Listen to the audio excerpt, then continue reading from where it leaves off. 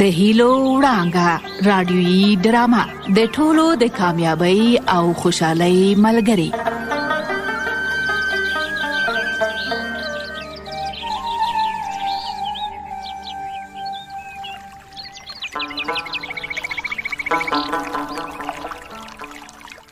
درنو دوستانو، سلامونه او نیکی هیلې مې ومنئ. تاسو به د ډرامې په تیرو برخو کې اورېدلي وي چې ماته نږدې د چمګون خلک د سړک د نشتوالي له امله تر عمومي سړکه او د موټرو تر هډې پیاده تګ راتګ کوي او ځانونه تر ښاره رسوي. خو زما اوسېدونکو د یو بل په مرسته خپل کلي ته سړک جوړ کړ چې اوس هرې سیمې او هر کور ته موټر تګ او راتګ کولی شي.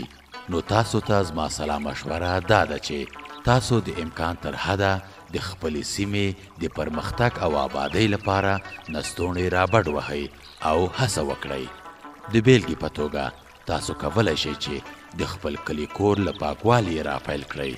د څښاک اوبه مو پاکې وساتئ، روانې اوبه مه چټلوئ، ورځني ژوند کې مو د پاکوالي خیال وساتئ او دا عادت مو خپلو ماشومانو ته هم انتقال کړئ، ځکه چې پاکوالی او نظافت تاسو له ګوزڼ او نورو ګڼو ناروغیو نه ساتلی شي.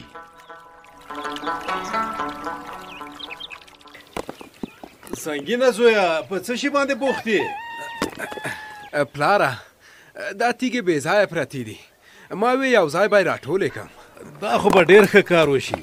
دا مخه به م خلاصه شي او تیږې به م د کار لپاره یو ځای شي. ستا خبره بیخي سمه ده پلاره.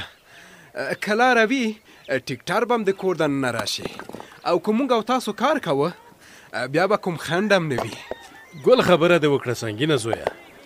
ته صبر چې ورته دوه شو نو ژر به ځای په ځای کو. پلار جانه، ته ځان مه په عذابوه. نه زویه، هېڅ زحمت نه دی. هوښیاران وایي بختور خلک هغه دي چې بېکاره وخت نه تېروي. هوښیارانو څه پټ نه دي پریښي. هغه چې وایي تر بېکارۍ بېګارم ښه دی. همداسې ده سنګینه زویه. او سترګې مو روښانه. هغه ده ملالۍ او مور دې م د نوي کور لیدو ته راغلې. مور مې د کور جوړول ته ډېره ځورېږي. اوس به یې زړه لږ څه ډاډه شي. اوهو نو مو خدای دې وي سنګینه زویه. دا خو مو په تاداونو کې تیږې م لګولې دي. مورې، چې ستاسو دعاوې را سره وي کور به ډېر زر جوړ کړو له خیره. پلاره، دا خو به ډېر لوی کور پکې جوړ شي. هو ملالۍ لورې، سمه لویه کلا پکې راځي. د سنګین پلاره شکر دی چې لوی کور ولرو. په مهاجرت کې مو په وړو وړو کرایي کورونو کې ژوند کړی دی. ته ښه وایې مور جانې. په خپل وطن کې خو بایده دي ښه لوی پاک او صفا کور ولرو. هو زویه، خدای دې ارمانونه ترسره کړه. الهی امین مور جانې. خدای دې له کلیوالو سره هم ډېر ښه وکړي چې له موږ سره مرسته کوي. که نه دومره کار موږ په میاشتو میاشتو کې هم نشو کولی. خو موږ به هم له کلیوالو سره مرسته وکړو. خود به یې کوو. کلي ولسونه خو د همدې لپاره وي چې له یو بل سره مرسته او خواخوږي ولري. سنګین لالا، په هاخوا کې څه جوړی؟ وایي زما هوښیارې خورې، هاخوا ته مو د حجرې لپاره ځای پریښی دی. هغه د حجرې له ځای سره په کونج کې مو تاداونه کیندلي دي. هغه د څه لپاره؟ هلته به مور یو ښه خوندي او ساتلی کناراب جوړوو. د ملالۍ مورې، سنګین زوی مې اول د کنارابونو غم خوړلی دی. یو کناراب له حجرې نه وراخوا او یو کناراب د کلا په هغه بر کونج کې دی. خدای دې سنګین ته د ډېر ښه کور د جوړولو وس ورکړي چې هېڅ کمای پکې نه وي. خو یوه خبره ده چې د ښه او لوی کور جوړول لویه خواري هم غواړي.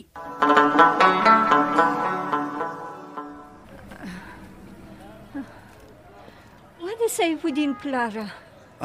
څه وایې بیبي زبیدې؟ په بازار کې دې په ګرځېدو ستړې کړم. نو زه څه ملامت یم؟ له تا نه د خپلې پلارګنۍ کور هم هېر شوی ده. د لوی جامع جومات شاته دی.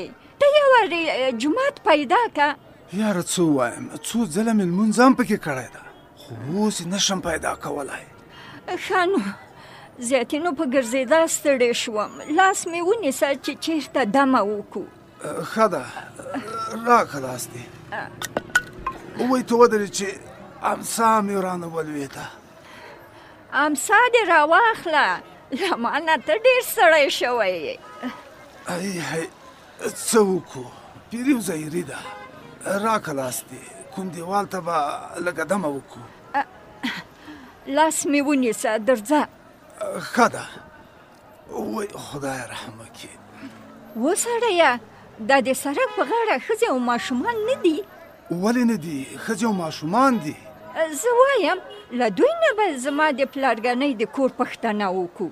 دا غریبان ګدایۍ ته ناست دي، دوی ته به څه معلوم وي؟ ښه وی خدای دې په ټول وطن کې برکت او پریماني راولي، چې ټول خلک په ګېډه ماړه او په تن پټ شي. اله امین، اله امین. مولوي صاحب، ته او بیبي حاجي څنګه په بازار کې داسې ستړي ستړي ګرځئ؟ یاره غږ خو د معلم صاحب دانش غوندې دی. مولوي صاحب پخپله یم، بیبي حاجي ستړي مه شي. په برکت شي معلم صاحب. مولوي صاحب بازار ته سودا پسې راغلی یاستي که څه کار مو؟ معلم صاحب په سودا مهودا پسې نه یو راغلي. بیبي زبیدې ویل چې د پلارګنۍ کره مې بوځه، اوس یې کور رانه ورک دی. بیبي حاجي د پلارګنۍ کور مو چیرته و؟ معلم صاحب د لوی جامع جومات شاته. لوی جامع جومات خو دا مخامخ دی که نه؟ کومه دی معلم صاحب؟ دا مخامخ مناره خو وینې، دا کوترې چې پرې تاویږي. هو معلم صاحب ومې لیده. بس همدا جومات دی. په مګه هغه د بډۍ کنه وشوله چې لمسی یې په اوږه و، دی په کلي کې لټاوه. یاره معلم صاحب کور دی ودان، بس ته ورځه نو، نور یې موږ په خپله پیدا کوو. نه نه مولوي صاحب داسې نه کیږي چې د کور تر دروازې مو ورسومه بیا به درنه راوګرځم.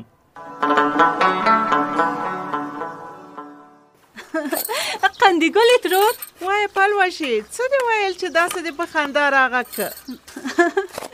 هسې ما ویل چې هغه لنډۍ څنګه وه؟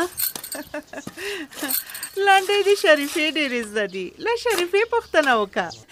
پلوشې کومه لنډۍ یادوې؟ ته یې سر واخله چې زه یې درته ووایم. هغه چې وایي چې تورې خاورې مې کیندلې. بس وپوهېدم چې تورې خاورې مې کیندلې، پکې موندل مې ګرګوټو څڼو سرونه. هو بلکل همداسې وه، نو ما نه هیره شوې وه.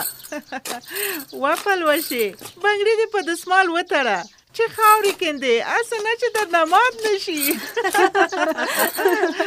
چې بنګړي مې مات شي، یوالې چې بنګړي خو به ته هم راته اخلې. وایې مې ولې چې څه چې دولې چې بنګړي خو به درته واخلم. اوهو دا څنګه داسې په یو سلا د سپینو خاورو په کیندلو پسې راوتلې یاستې؟ نسرینې نه ګورې چې نوی موسم دی، هوا ښه شوې ده، کوټې به تکې سپینې پې اخیر کړو. تو خدای مې جار کړي، دا فرزانه خو ډېره مشهوره شوه. بیا ولې؟ نسرین ترورې دا خبره دې په څه پورې وکړه؟ بس نو چې کلي ته راغله، 2-3 خبرې ښځو ته وکړې، اوس ټولې د فرزانې په خبرو پسې روانې دي. ول خیره نسرینې خبره دې تر ژبې لاندې پټه کړه، داسې ښکاره ووایه چې څنګه په فرزانې پسې روانې یو. بس څه یې کوې قندې ګلې، یو خبره مې وکړه سر پسې مه خوږوه. نسرینې موږ ته دې هم سودا راواچوله، خبره دې څرګنده که چې زموږ د ټولو ورته تلوسه شوه. خبره دا ده چې فرزانې نصیحتونه درته وکړل که نه چې پاکي او صفایي کوئ. اوس د ټول کلي ښځې راوتې دي، سپینې خاورې وړي او کورونه پرې اخیړئ. نو صفایي خو ډېره ښه ده، بني ادم چې پاک خوراک وکړي، پاکې اوبه وڅښي او د اوسېدو ځای پاک اوسي، ډاکټران وایي چې له مرضونو به په امان وي. پلوشې دا خو فرزانې له تا نه هم ښه ډانګ تړه جوړه کړه لکه چې نسرینې هغه ورځ د مولوي صاحب مېرمنې بیبي مدینې څنګه ښه خبره وکړه؟ بیبي مدینې څه یې ویل؟ بیبي مدینې ویل چې صفایي او پاکي د ایمان برخه ده. اوه بېشکه دا خبره خو زه منم. نسرین ترورې چې خفه نه شي، دا خبره چې منې نو فرزانه خو هم ښه وایي چې صفایي ښه وي. ښه ښځه سمه ده، نو همداسې به وي البته. نسرینې که زما منې د فرزانې خبرې بدې مه ګڼه، د چا خبره چې د ښو خبرو ځواب نه وي. زه فرزانه څه کوم بابا؟ څه پوله پټی خو مور سره شریک نه دی، غوسه مې په دې ورته راځي چې زما په کارونو کې کار لري. نو ستا په کارونو کې څه کار لرلی دی؟ ګوره زه خو دا ډېر عمر کېږي چې دایتوب کوم. فرزانه راته وایي چې د ډانګتړۍ په طریقه په دایتوب ځان وپوهوه بیا دایتوب کوه. خیالي سر د سا ونیسه بابا ته صبر چې لږ اوبه راوشیندمه. دغسې اخوا دې خوا یې مه تاوه چې اوس به د بیاتي په څو کرانه خوږ شي. عاشقه خیر دی لږ ګزاره کوه، لږ د مرچ له سټې راکوز شه او د چا خبره غټې سترګې او دومره غوسه. خبره ډېرې مه کوه، کار ته نه پرېږده چې ویښتان دې درته جوړ کوو. وایم کور دې لغلی ډاکشه، دا ولې خیالي ته په غوسه یې؟ خیرات خدای عاشقه. چنار ګله خیالي ته نه یم په غوسه، د خیالي ویښتانه ته په غوسه یم، ویښتانه ته. نو عاشقه یاره زما ویښتانو څه ګناه کړې ده؟ ستا ویښتان عجیبه دي، دا 2 هفتې مخکې مې ویښتان درته جوړ کړه، اوس بیا رسېدلي دي. نه پوهېږم چې د سیمرغ په غوړو یې غوړوې او که د شترمرغ. نه د سیمرغ په غوړو یې غوړوم او نه د شترمرغ په غوړو یې، خو یوه خبره شته. وایم کور دې لغلی ډاکشه، کومه خبره؟ ته ورته ووایه چې دا عاشق ورته سودا ده. داسې خبره ده چې زما 100 دانې کوترې دي او 200 یې پښې دي او دا د 200 کوترو پښې له کړیو ډکې دي چې په شړنګ مې د سر د پاسه تېرې شي، د سر ویښتان مې له خوشحالۍ یو دم نیغ نیغ راوځي. دا دی بل مصیبت هم راغی، دا به هم ویښتان جوړوي او د دې په سر به د 100 کارغانو سیل تېر شوی وي. وایم کور دې لغلی ډاکشه عاشقه، دا بل مصیبت بیا لا څوک شه. دغه مصیبت یادوم همت مصیبت. عاشق ګله په عاشقۍ کې زړه سندان کا، پکې پیکېږي د پلکونو ګزارې نه، په خبره مې ورسېدې. هو خیالي ګله پې ورسېدم، د ټول کلي سرونه به په یو ورځ کې درته وخریم.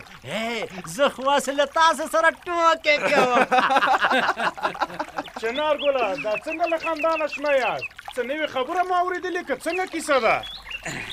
وایم کور دې لغلی ډاکشه، نوې خبر خو دا ده چې زما د ژرندې پل زر زر پڅېږي او د خیالي ګل ویښتان بیا زر زر رالویېږي. یاره دا خو بیا رښتیا هم چې نوې خبره ده. همت خانه ته څنګه راپیک شوی؟ ویښتان خو به نه جوړوې؟ نه چې عاشق ستړی وي هغه ورځ ویښتان نه جوړوم، چې کله د عاشق ته به جوړوي بیا به زما ویښتان را جوړ کړي. یاره منم د همت خانه، وایم چې زما په طبیعت په دې ټول کلي کې یو ته پوهېږي. ښه اوس به زه له چنارګل نه یوه پوښتنه وکړم. وایم کور دې لغلی ډاکشه، وایه همت خانه 100 پوښتنې خو وکړه. نن سهار د ژرندې د ناوې تر څنګ ناست وي، کله به دې سر وښوراوه، کله به لکه سودایي ځان سره وغږېدې چې ته چورتونه دې وهل.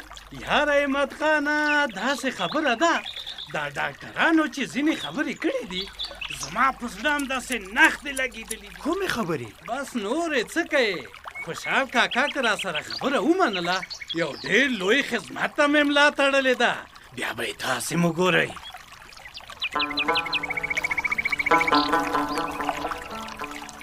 قدرمنو دوستانو، تاسو په دې برخه کې واوریدل چې زما د کلي ښځینه اوسیدونکو هم د خپل کلي کور د پاکوالي لپاره ډېرې هڅې وکړې او کوي یې. ښه ده چې دغه پاکوالی لومړی له خپل ځانه، بیا د کور شاوخوا سیمه، بیا د کلي، ورپسې د ښار او ټول هېواد پاکوالي ته پام وکړئ. ځکه خو زه وایم چې ځمکه، اوبه او هوا پاکه وساتئ، ګڼې راتلونکې زمانه او نسلونه مو نه بخي. تر بیا مو روغتیا په برخه، ښه وختونه ولرئ.